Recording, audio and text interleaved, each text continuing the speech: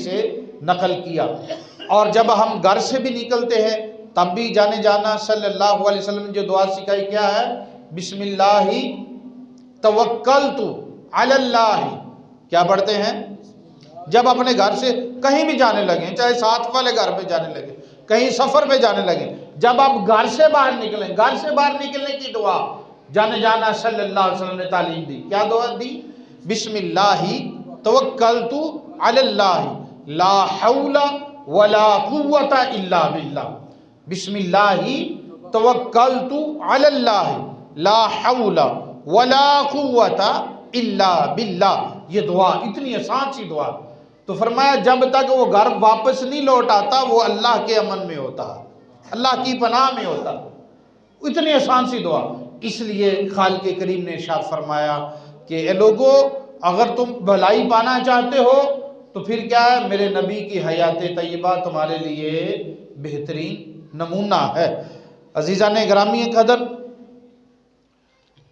नबी रहमत सल्लल्लाहु अलैहि वसल्लम ने इरशाद फरमाया मसाइब से बचने के लिए, मसाइब से बचने के लिए, परेशानियों से निजात के लिए कोई काम ऐसे करें कि जिससे रब की रज़ा हासिल हो जाए और परेशानियां दूर हो जाए।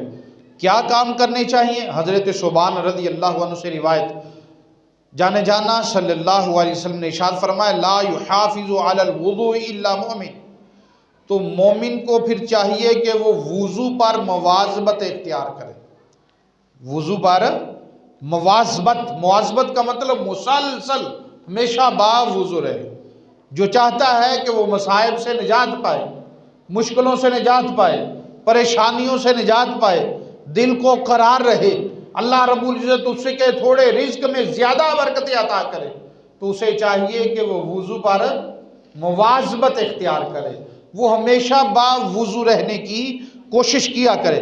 हज़रत अब्दुल्ला बिन सलाम रज़ी अल्लाह ताला अन्हु फरमाते हैं, आपने इरशाद फरमाया मैंने अल्लाह अज़्ज़ व जल की बात नाज़िल करदा किताबों में पढ़ा है कि जो शख्स हर हदस के वक़्त वुज़ू करे और घरों में औरतों के पास दखल अंदाजी ना करे और ना हक माल हासिल ना करे, इसे बिला हिसाब रिज़्क़ दिया जाएगा, बिला हिसाब रिज़्क़ दिया जाएगा। वो बंदा जो जब भी हदस लायक होता है वो वुज़ू कर लेता, जब भी हदस लायक होता है वो वुज़ू करता और घरों में औरतों के पास दखल अंदाजी नहीं करता। हमारे यहाँ होता है कि उसे पता भी है फलां जगह बच्चियाँ बैठी हुई हैं, ख़वातीन बैठी हुई, गैर महरम बैठी हुई, शौकिया तौर पे हम एवं घुस जाते हैं हाँ जी की होंडिया फलां होंडिया, शौकियाँ बिखारने के लिए।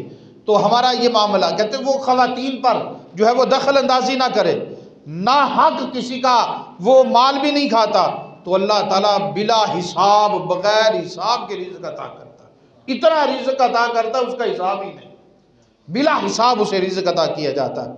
और अज़ीज़ान गिरामी कदर, हज़रत अब्दुल्ला बिन उमर रज़ी अल्लाह ताला अन्हु से रिवायत है, सैयदना रसूलुल्लाह सल्लल्लाहु अलैहि वसल्लम ने इरशाद फरमाया मन बात अला तुहरिन बाता माअहु मलकुन यहफ़ज़ुहु मिन कुल्ली आफ़तिन।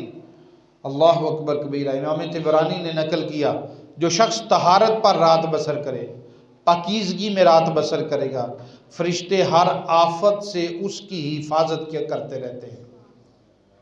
जो रात को सोते वक्त भी वुज़ू कर लेता, हम तो नमाज के वक्त बड़ी मुश्किल करते हैं, जो हमेशा रात को सोते हुए जब उठता है तो फिर वुज़ू करता है, तो पाकीज़गी की सूरत इख्तियार करता है। अल्लाहु अकबर कबीरा। जब वो रात को सोता है तो यहफ़ज़ुहु मिन कुल्ली आफ़ा, हर मुसीबत से फरिश्ता उसकी हिफाजत करता है। और दूसरे मकाम पे है इज़ा असाबतकुम मुसीबतुन व अंत अला गैरि वुदुइन फ़ला तलूमन्ना इल्ला नफ़्सा। अल्लाहु अकबर। जब तुम्हें बेवुज़ू की हालत में कोई मुसीबत पहुँचे तो अपने आप के सिवा किसी और को फिर मलामत ना कर। जब तुम्हें बेवुज़ू की हालत में कोई मुसीबत पहुँचे। हज़रत अली मुर्तज़ा रज़ी अल्लाह ताला अन्हु ने इरशाद फरमाया या अली, नबी रहमत सल्लल्लाहु अलैहि वसल्लम ने इरशाद फरमाया हज़रत अली को, या अली हस्सिन वुदूनाका, वुदू आका युज़द फ़ी रिज़्क़िका व युहब्बिबकल्लाह इला खल्क़ि। अल्लाहु अकबर कबीरा। हज़रत अली रज़ी अल्लाह ताला अन्हु को जाने जाना सल्लल्लाहु अलैहि वसल्लम ने इरशाद फरमाया, अली अपने वुज़ू को हसीन बनाओ, अपने वुज़ू को हसीन बनाओ, खूबसूरत बनाओ, तुम्हारे रिज़्क में इजाफा कर दिया जाएगा। तुम्हारे रिज़्क में हम बड़े तावीज़ गंडा पता नहीं किधर किधर जाते हैं, लेकिन फरमाने रसूल पे अमल ही नहीं करते।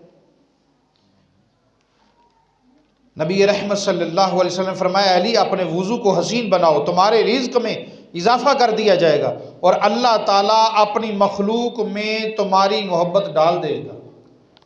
अल्लाह ताला अपनी मखलूक में तुम्हारी मोहब्बत डाल देगा जब तुम वुज़ू को हसीन बनाओ। हम तो वुज़ू से भी जान छुड़ाते हैं। बाज़ औक़ात होता हमारी कोनियाँ भी खुश्क होती हैं, हमारी एड़ियाँ खुश्क होती हैं, हम वैसे ही आ जाते हैं, बस पाँव टूटी के नीचे किया और आ गए। या ज़रा सा बाज़ औक़ात बाब ना पानी डाल लेते हैं वुज़ू पे, तो उस पर हाथ मला ही नहीं। सर्दी में ज़्यादा हाथ मलना, क्योंकि मसाम जो है ना वो ऑयली से हो जाते हैं, पर वो जिल्द में मसाम में पानी नहीं जाता, उससे मलेंगे फिर पानी जाएगा। तो जिस्म का जो अज़ाए वुज़ू में हिस्सा है, धोने वाले अज़ा में कोई हिस्सा खुश्क नहीं रहना चाहिए, कोई हिस्सा खुश्क नहीं रहना चाहिए। और एड़ियों को तो बिल्कुल, बाद की एड़ियाँ थोड़ी थोड़ी ना वो मसाम वाली फटी होती हैं, बड़ी सख्त होती हैं, पानी में जाता ही नहीं, उसे मलना चाहिए। बल्कि हदीस में मरका वैलुल लिल आक़ाब, तबाही और बर्बादी है उन एड़ियों के लिए जो खुश्क रह जाती हैं। बाद बंदे की आदत आपने देखी कि वो ये बस ऊपर वाला हिस्सा धो के आते हैं, एड़ियाँ खुश्क रहती।